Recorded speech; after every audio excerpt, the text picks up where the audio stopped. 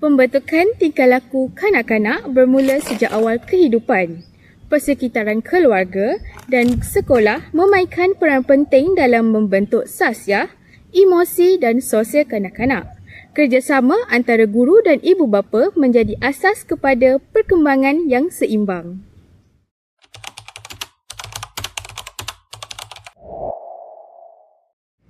Seterusnya ialah tingkah laku kanak-kanak.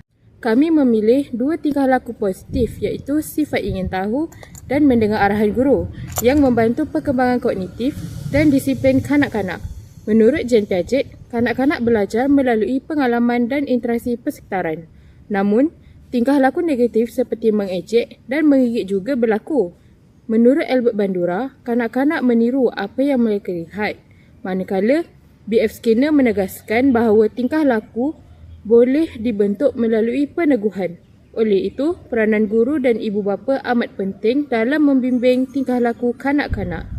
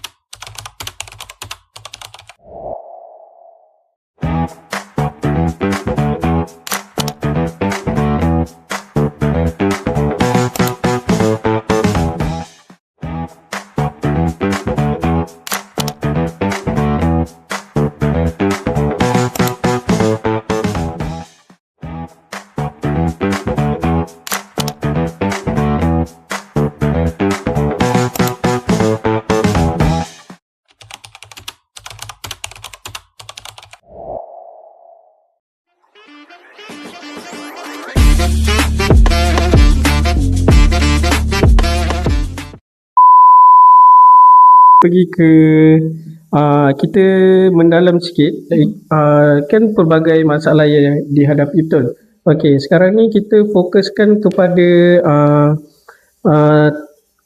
kanak-kanak yang sifat ingin tahu dia tinggi, curiosity dia tinggi.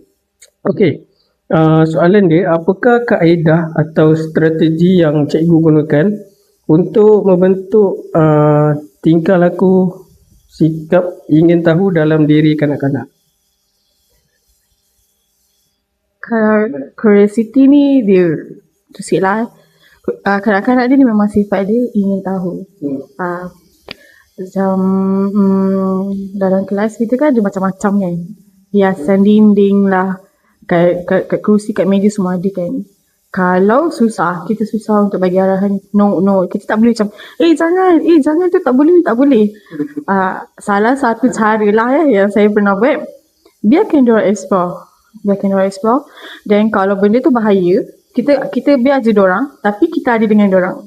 Macam tu lah kan, buku ada kat tiba-tiba kan macam jangan sentuh ke apa kan. Diorang bukan tahu pun. Diorang macam kau lah kan. Macam tu, diorang akan buat juga.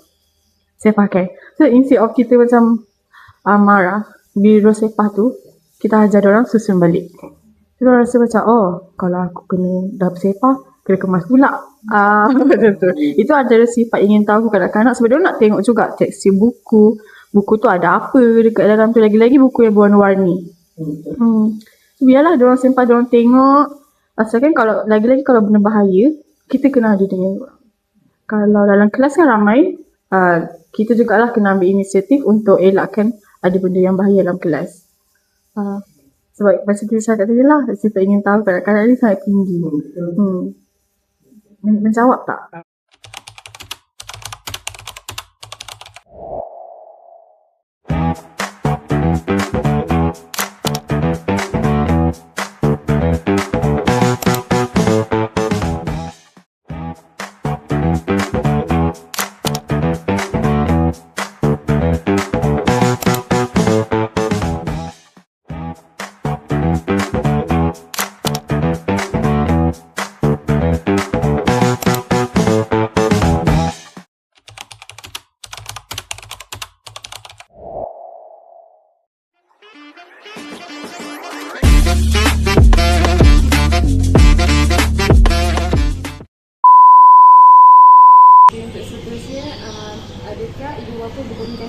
guru mengenai tingkah laku anak.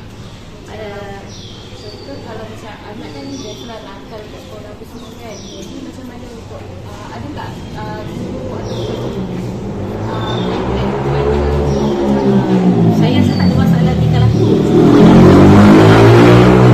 Tahu pun masalah sebab mungkin dia kurang sikit membaca.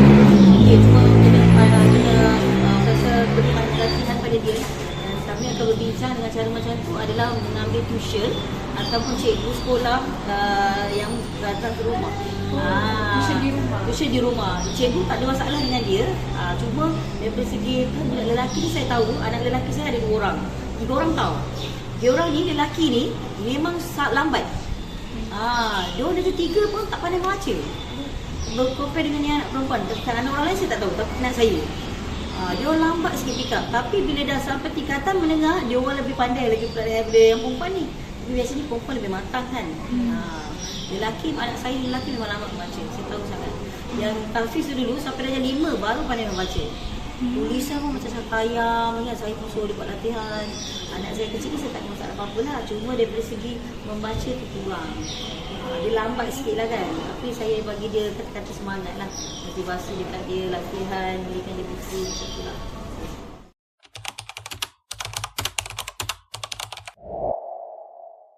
Kami mencadangkan 4 aktiviti untuk bantu kanak-kanak mengawal tingkah laku negatif seperti mengejek dan menggigit.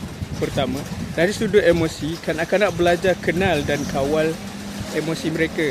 Yang kedua, sistem ganjaran atau stiker chat, iaitu memberi pujian kepada kanak-kanak jika mereka melakukan tingkah laku yang positif selaras dengan teori Skinner. Yang ketiga, bermain peranan, iaitu melatih kanak-kanak cara menyelesaikan konflik secara sopan seperti bandura, jelaskan melalui pemerhatian dan peniruan. Yang keempat, buku komunikasi rumah sekolah, memastikan guru dan ibu bapa selaras dalam membimbing tingkah laku anak.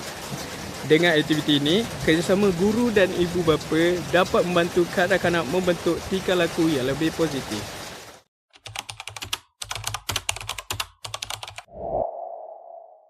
Kami berharap dengan kerjasama yang erat antara guru dan ibu bapa, kanak-kanak dapat membentuk tingkah laku yang positif, berdisiplin dan bersikap empati. Pendekatan bimbingan yang konsisten di rumah dan di sekolah akan membantu mereka berkembang secara seimbang dari segi emosi, sosial dan kognitif.